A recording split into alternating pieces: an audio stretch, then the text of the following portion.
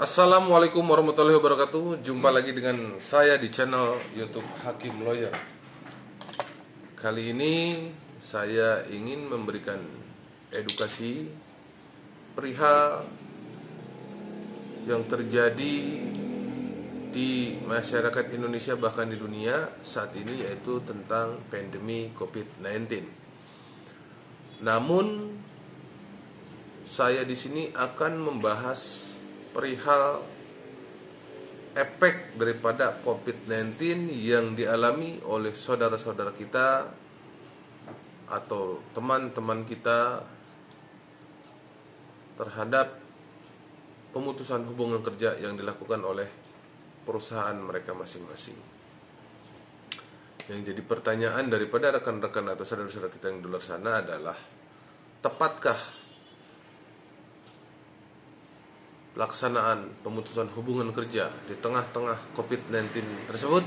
Nah, saya di sini akan membahas perihal tentang pemutusan hubungan kerja itu dengan undang-undang yang mengaturnya, yaitu Undang-Undang Nomor 13 Tahun 2003. Di dalam pasal 164 ayat 1, pemutusan hubungan kerja dapat dilakukan oleh perusahaan ataupun pengusaha dengan alasan post major. Jadi pertanyaan berikutnya adalah, post major atau COVID-19 dapat dikategorikan post major? Kita cari tahu apa itu post major. Post major itu adalah kejadian yang diakibatkan oleh alam yang tidak dapat diprediksi oleh manusia tersebut. Biasa juga disebut dengan action of God.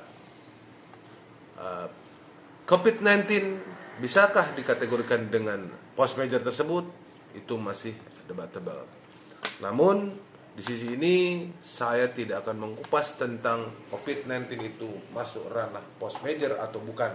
Tetapi kali ini saya ingin membahas apabila sudah terjadi pemphk-an oleh perusahaan, lalu apa saja hak-hak yang harus didapat oleh karyawan tersebut.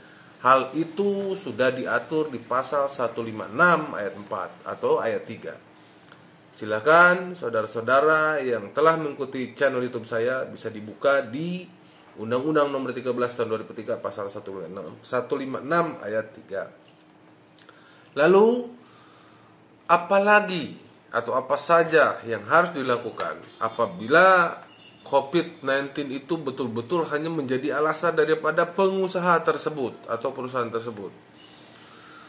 Untuk melakukan PHK itu pun ada proses yang harus ditempuh. Saya selaku atau sebagai praktisi hukum yang pernah berpengalaman di dalam menyelesaikan perkara tentang Undang-Undang Nomor 13 Tahun 2003 ini, biasanya proses-proses yang harus dilalui adalah melalui tahapan pertama adalah tahapan bipartit. Bipartit itu menurut saya adalah hal yang sangat adil, ya, yang sangat adil dan lebih bijaksana. Karena apa? Karena di situ melibatkan dua saja, pengusaha dan si pekerja. Di situ kita bisa mencari solusi, kita mencari penyelesaian yang terbaik bagi kedua belah pihak. Akan tetapi bila mana bipartit tersebut tidak bisa juga dilaksanakan atau diselesaikan dengan damai, maka bisa ditempuh dengan memakai pihak ketiga, yaitu jajaran pemerintah. Di sisi ini adalah Dinas Ketenagakerjaan. Setelah Dinas Ketenagakerjaan juga memberikan anjuran, maka di situ juga tidak menutup kemungkinan adanya penyelesaian dengan perdamaian. Apakah bisa dilanjutkan PHK-nya atau kembali dipekerjakan. Akan tetapi pada pasal 151 ayat 1 dalam Undang-Undang Nomor 13 Tahun 2003 bahwa PHK itu adalah upaya terakhir yang harus ditempuh oleh perusahaan atau oleh pengusaha-pengusaha. sebelum menempuh PHK tersebut, ada baiknya bisa dilakukan efisiensi atau pengurangan jam kerja bagi karyawan-karyawannya.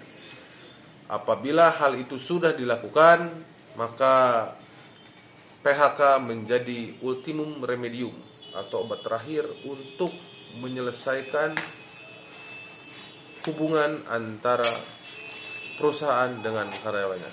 Baik, saya rasa untuk mengupas tentang permasalahan PHK di masa-masa pandemi COVID-19 ini, saya cukupkan terlebih dahulu. Sekian, dan